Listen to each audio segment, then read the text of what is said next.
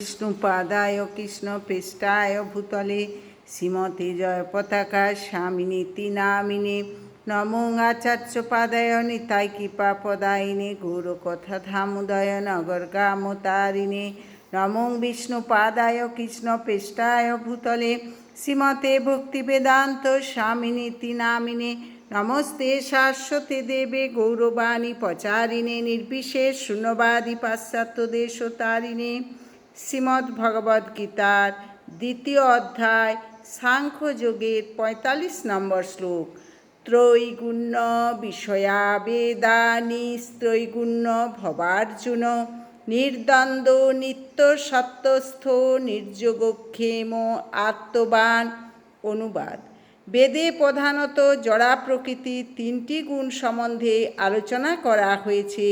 हे अर्जुन তুমি সেই গুণগুলিকে অতিক্রম করে নির্গুণ স্তরে অধিষ্ঠিত হও, সমস্ত দ্বন্দ্ব থেকে মুক্ত হও এবং লাভ ক্ষতি ও আত্মরক্ষা দুশ্চিন্তা থেকে মুক্ত হয়ে অধ্যাত্ম চেতনায় অধিষ্ঠিত হও। বহুপাত তাৎপর্য জড়া প্রকৃতির তিনটি গুণের প্রভাবে জড়জগতের প্রতিটি ক্রিয়ার প্রতিক্রিয়া দেখা যায়। এই প্রতিক্রিয়া বা কর্মফল জীবকে জড়জগতের বন্ধনে আবদ্ধ করে রাখে। বেদ সাধারণত সকাম কর্ম করার শিক্ষাদান করে, যার ফলে সাধারণ মানুষ জড়সুখ উপভোগ ও জড় ইন্দ্রিয়ের তৃপ্তি সাধনের স্তর থেকে ক্রমশ অধঃক্ষজ স্তরে উত্তীর্ণ হতে পারে। ভগবান তার প্রিয় সখা ও প্রিয় শিষ্য অর্জুনকে উপদেশ দিয়েছেন বেদান্ত দর্শনের মর্ম উপলব্ধি করে পরা প্রকৃতিতে অধিষ্ঠিত হতে। এই বেদান্ত দর্শনের প্রথম প্রশ্ন হচ্ছে ব্রহ্ম জিজ্ঞাসা, অর্থাৎ পরম ব্রহ্মের অনুসন্ধান করা। জড়জগতে প্রতিটি জীবই বেঁচে থাকার জন্য কঠোর সংগ্রাম করছে।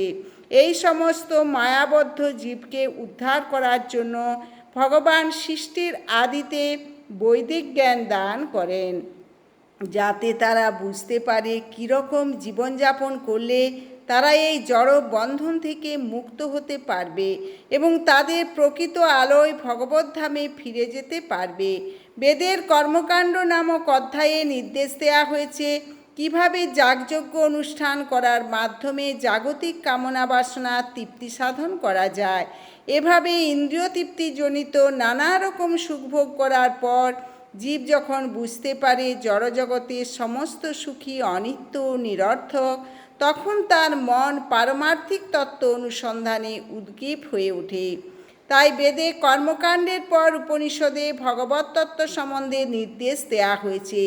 বিভিন্ন উপনিষদগুলি হচ্ছে বিভিন্ন বেদের মর্মার্থ, যেমন গীতোপনিষদ বা ভগবদ্গীতা হচ্ছে পঞ্চবেদ, মহাভারতের সারাংশ। এই উপনিষদগুলির মাধ্যমে মানুষের পারমার্থিক জীবন শুরু হয়।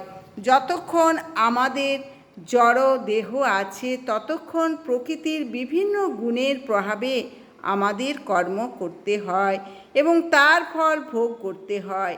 এটিই হচ্ছে কর্মবন্ধন। কিন্তু অপ্রাকৃত জগতে উত্তীর্ণ হতে হলে এই যে সুখ দুঃখ শীত উষ্ণের দ্বন্দ্বভাব, তাতে অবিচলিত থেকে তার প্রভাবমুক্ত হতে হয় এবং তখন আর লাভ ক্ষতির বিচারবোধ থাকে না।